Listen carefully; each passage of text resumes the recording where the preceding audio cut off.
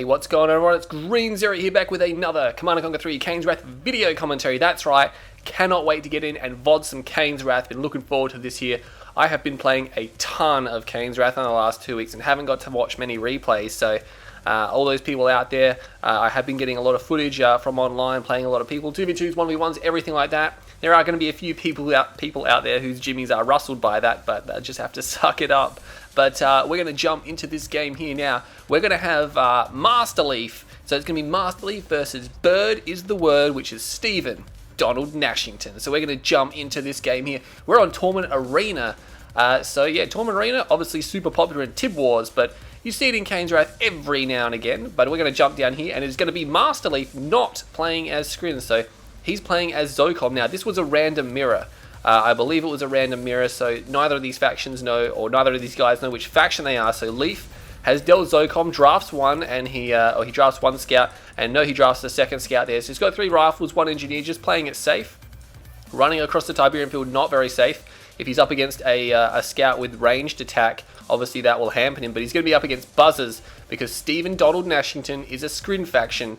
So he's going to be a Scrin faction here, and masterleaf, on the other hand, is going to lose that squad, not unless he has another squad nearby. He's trying to run the other squad there, but does he have enough time? No, Nashington gave up the chase. He gave up the chase. He must have detected, hang on, Leaf's probably got another scout, otherwise he would turn around and fire at him.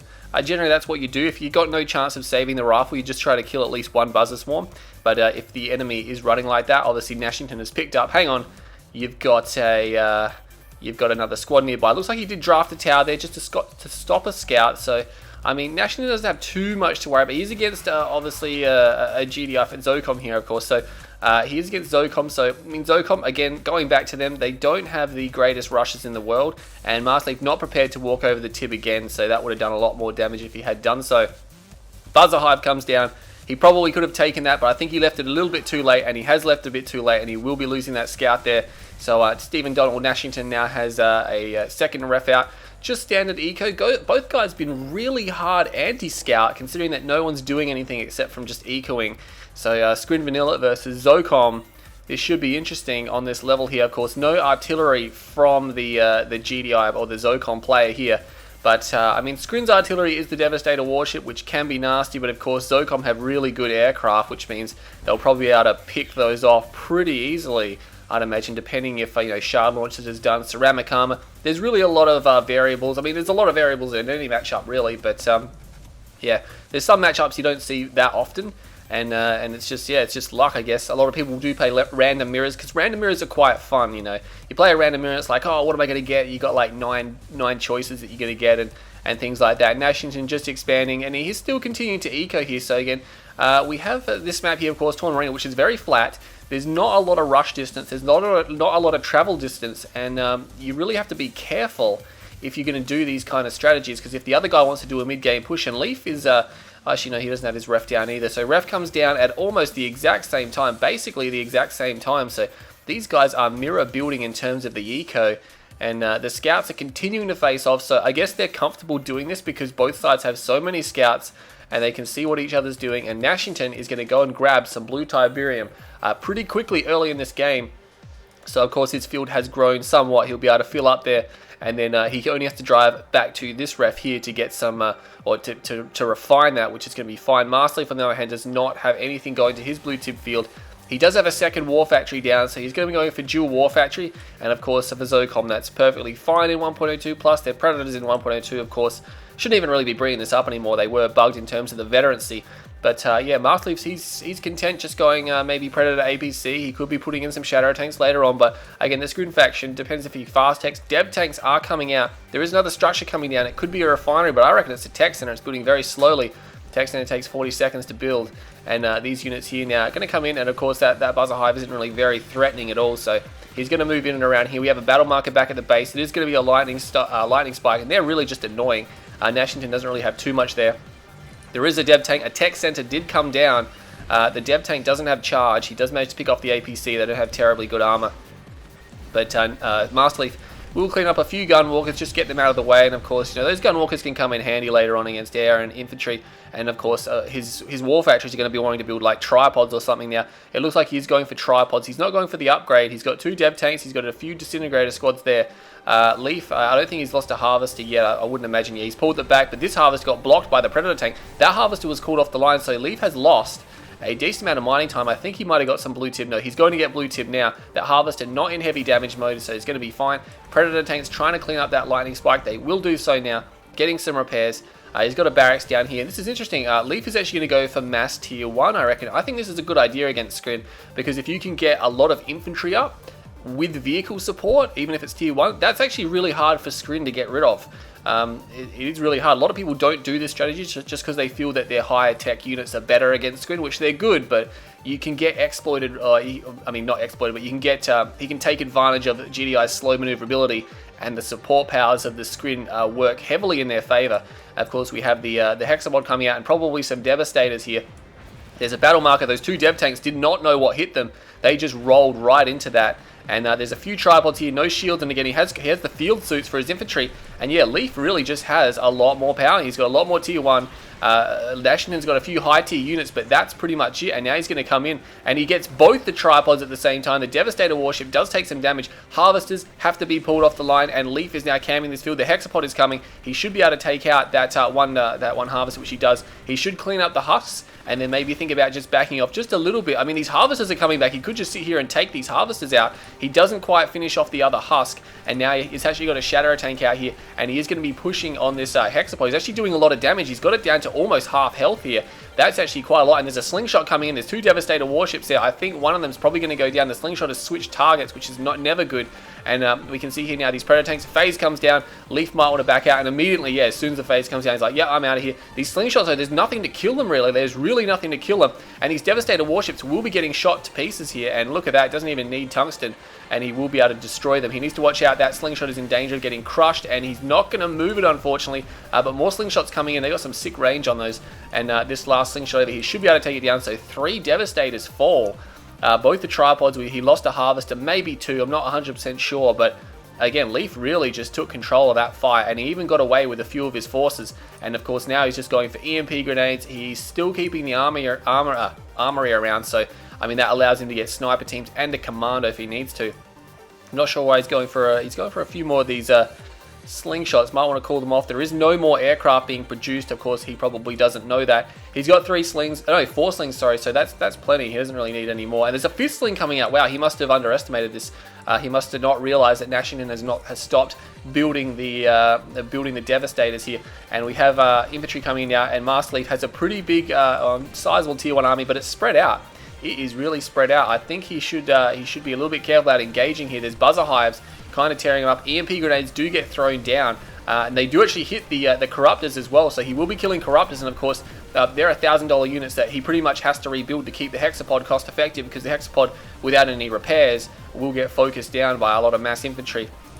And he's continuing to kill more of these corruptors, but he's kind of spread out in a bit of a line here, and he might get the storm column. No, he's not going to get it. He's going to back off a little bit. He could just turn around and take out some of these forces here.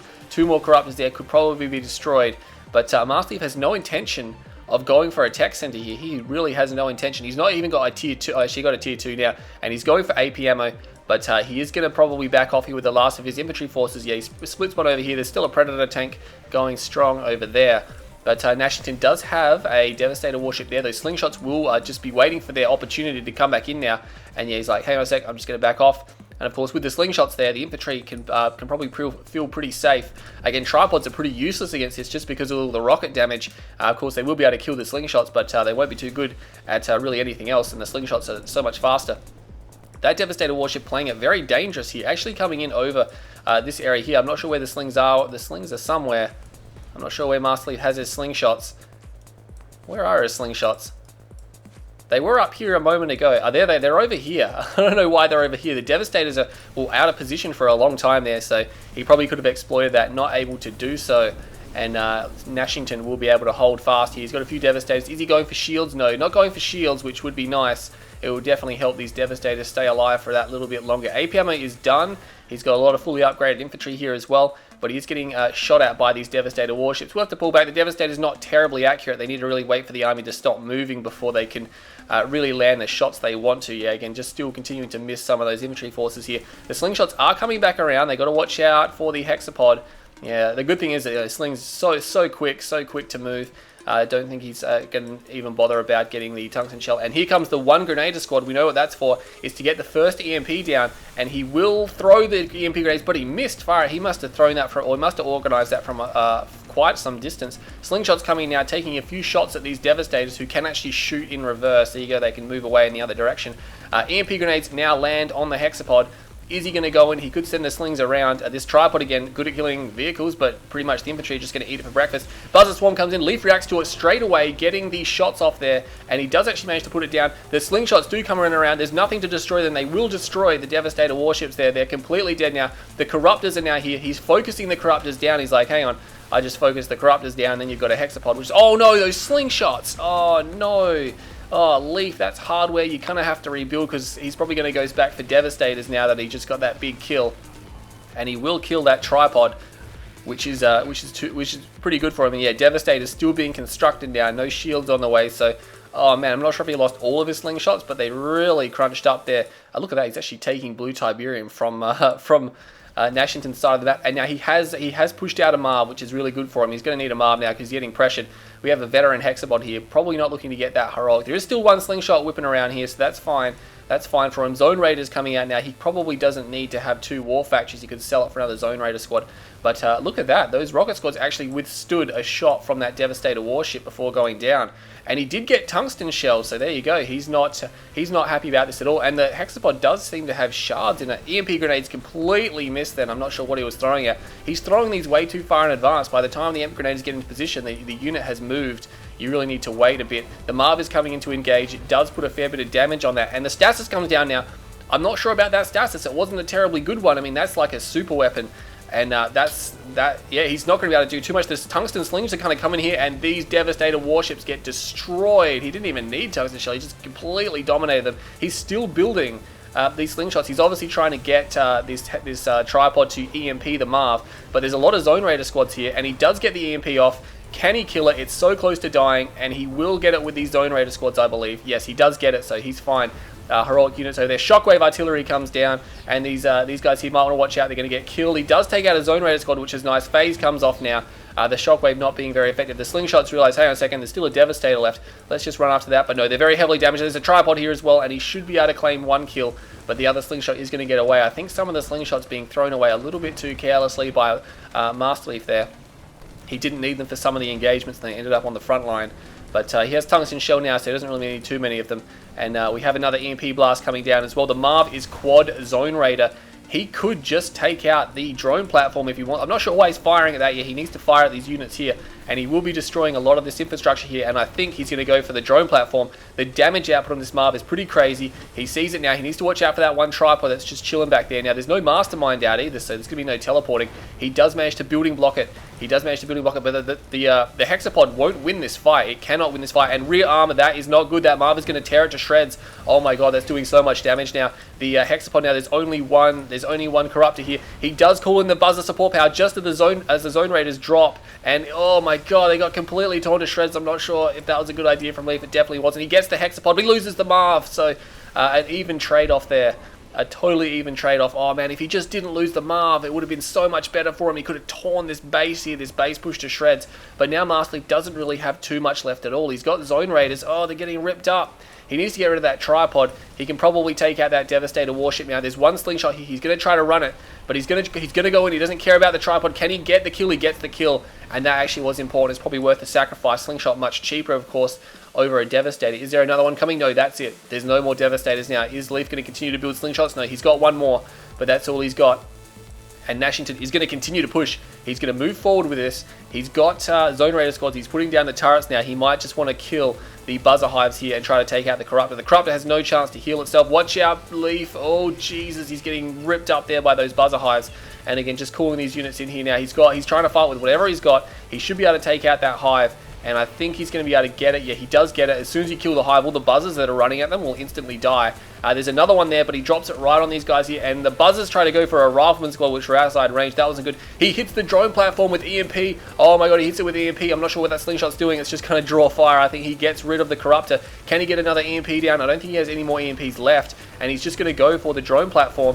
It's so close. He's going to have to focus down that buzzer hive, I reckon. He's going to go for the hive. He gets the hive, and he's so close to getting that drone platform. If he gets the drone platform, he'll be fine, because there'll be no more, buzzer hives coming down. The tripod now getting torn up a little bit in there. There's a lot of rocket damage coming in. There's a few gunwalkers here. Can he get it? He should put the zone raiders inside the APCs.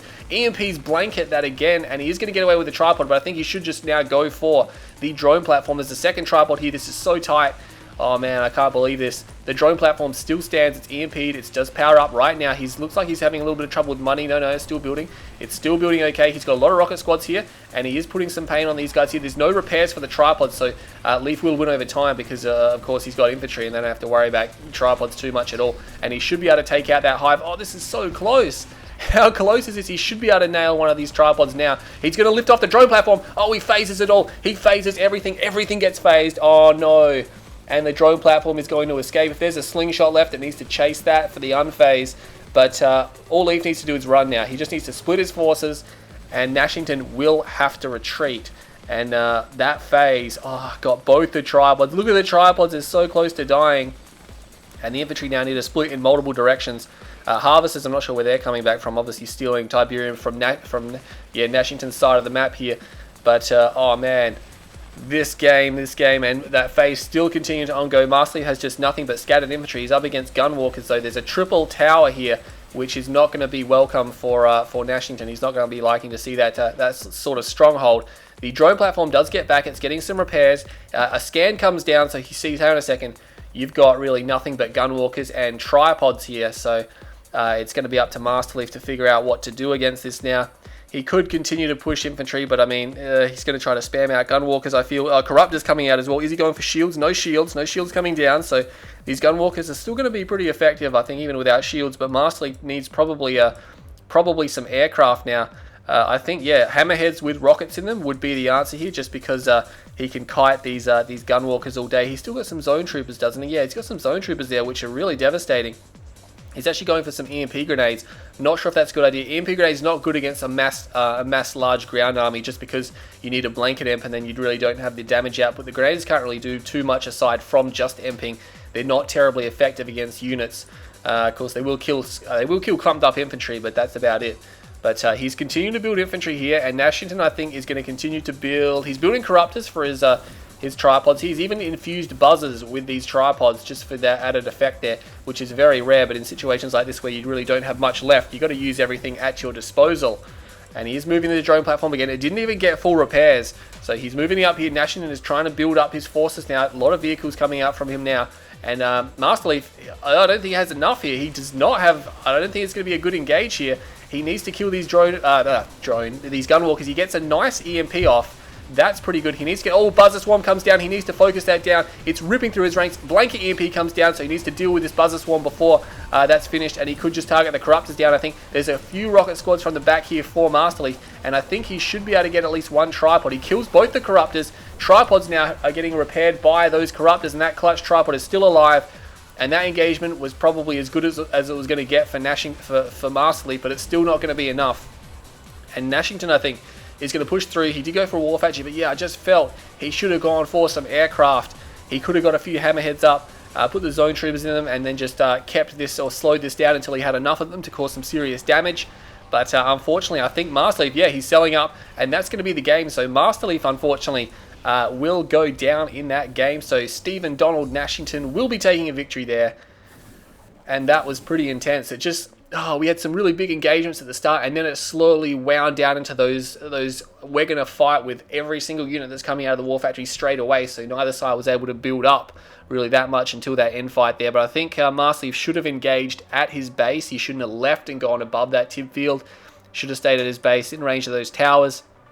Even having, like, if he just put down one sonic emitter for when he had a tech center, that would have been helpful. But 148,000 or 149,000 basically to masterleaf. So you got about 9 grand more than Nashington. You got about 141,000 there, so about 8 grand more. So that was pretty tight for an 18.5-minute game. The resources really not much in it. Masterleaf had a nice edge here because he was taking blue tip from Nashington's side of the map.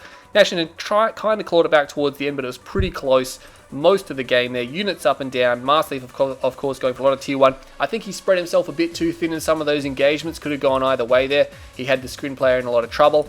But at the end of the day, Nashington there with those clutch corruptor repairs and the phase and everything like that, it just worked out in his favor there. He managed to make a very few crucial decisions that assisted him to win that game. So well done to both those players. Stay tuned to my channel. I'm Green Zero, and I'll see you all next time.